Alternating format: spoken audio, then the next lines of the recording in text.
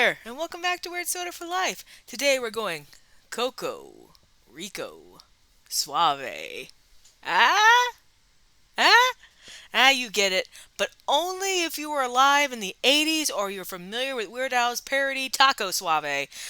Because the rest of you probably are not going to get that. Uh, Anyway, welcome back to Weird Soda for Life. That was definitely not a gem. But today we are trying Coco Rico's coconut soda. Um, this is, I believe, the third coconut flavored soda I've had on the channel this year after having no coconut flavored sodas for the other parts of this channel's existence. So, big coconut sponsorship when I'm easily purchased and I have student loans. So, like, holler at me. But in all seriousness, yes, we are trying Coco Rico's coconut soda. If you recall, a friend of the channel, Anne, and her family went to a Amish market a few weeks ago and found this and a couple other sodas. And they thought of me and said, you know who would try these? Weird Soda for Life. So I'm actually delighted by this. I haven't seen this before. I know I may strike you as somewhat worldly and sophisticated, and if I don't strike you as that, don't tell me. I need to live with that illusion for myself. But I had never heard of this. And as with a lot of those scenarios when I haven't heard of something, the fault is with me. This is actually a main staple of Puerto Rican households. It is and if you couldn't guess by the name, I know Puerto Rico is like, I believe that is Spanish for beautiful port. And so, and Rico itself is a word for beautiful, or perhaps in this scenario, delicious. But either way, I know we shouldn't make assumptions based on like what the names are, but I think if you see a drink named Coco Rico, it's not an uneducated guess to assume it might be from Puerto Rico. But anyway, yeah, so this is a massive staple in Puerto Rican households. Had never heard of it, but it was created in 1935 by Coco Rico Inc. They have like some unique extract that they have the exclusive rights to of coconut, and they turned it into this. Um, but how it got here is people from Puerto Rico were heading to the mainland. For those of you who forgot, Puerto Rico is part of America, guys. Um, but they head to the mainland, but especially after World War II, lots of Puerto Ricans are moving to the mainland looking for jobs, looking for industry. And as you do when you leave your home and go to someplace new, you like to take cultural touchstones with you, or foods, things of comfort. And actually, in a way, I can sympathize with this. Um, I mean, I was raised in Tennessee, but I actually was born in Hawaii, and there are a lot of Hawaiian comfort foods and things that my mom would make or my grandma would send.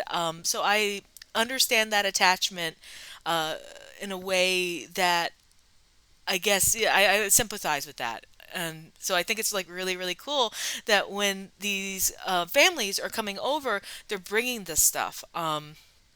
And I, but as I was looking for more information, if you notice, I haven't like really done a deep dive into the history for you like I tend to do for this sort of thing. That is because the website is gone.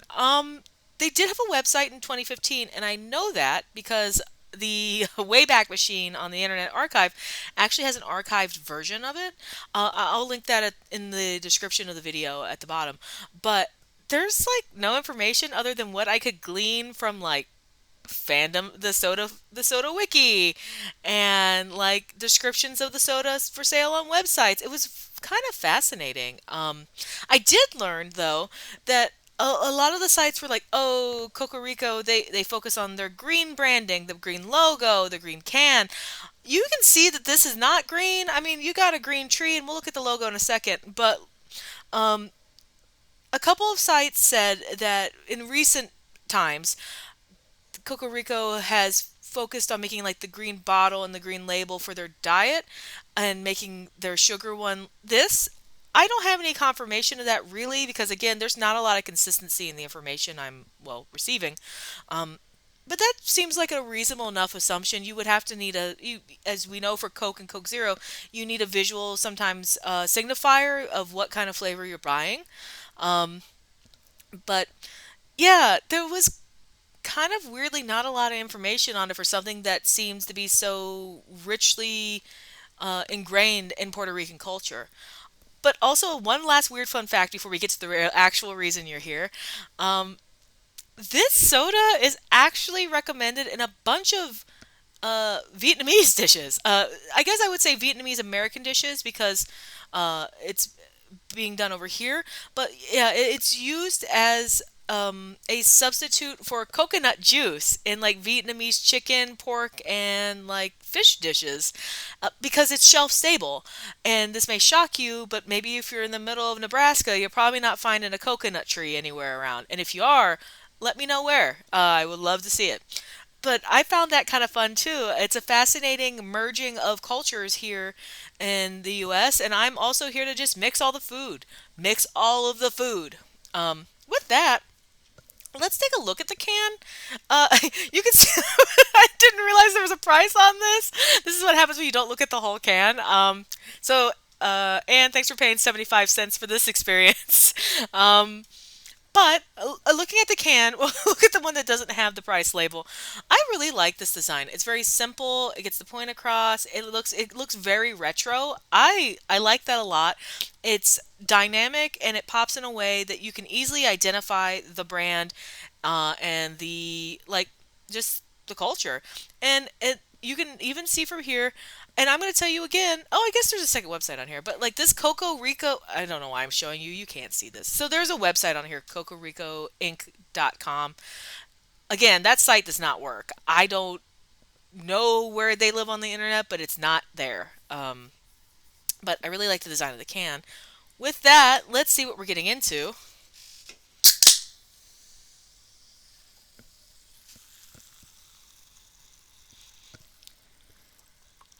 Okay, that smells coconutty, so that's comforting.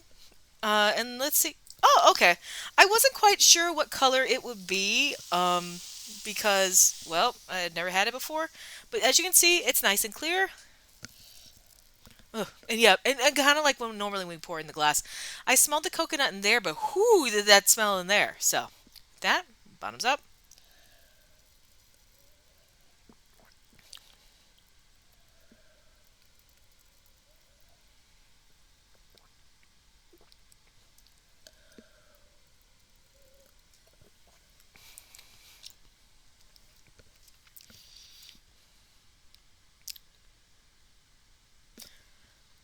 I like that a whole bunch.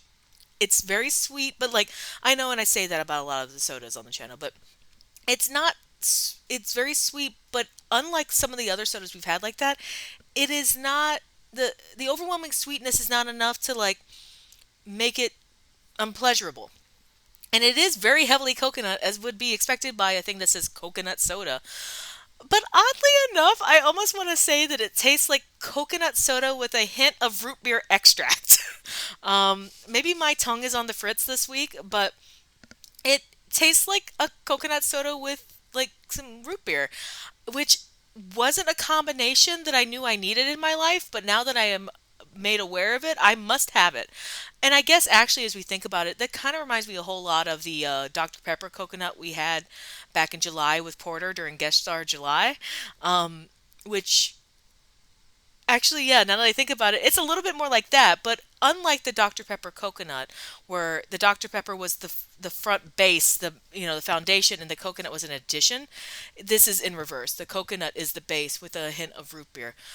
I would go get this. I don't know where you find it, except I guess this random Amish market. But I would imagine that if you look in like your local bodegas or maybe, and this is gonna make me sound so waspy. If you go to your local Meijer or your Walmart and go look in the World Foods aisle, you might find it there too. Because like if this is a standard soda, I am so impressed by this. I don't know what I was expecting. I like coconut, so I was ready to be like on board. Um, but I am very much on board with this. I loved this. This may be one of the best sodas I've had this year. So if you can find it, go get it. Like, unless you hate coconut, because then why would you do that to yourself? Why do you hate you? Um, with that, I don't have a lot more to say. Next week, we are continuing our Amish market adventure. We are trying Guarana Antarctica, which the only thing I know about guarana is that it shows up in energy drinks. So this is going to be a journey for us all. Um, until next time, drink weird. And I don't know what to say about this. Find more things to mix coconut with. Maybe try it in stuffing. I said what I said. See you next time.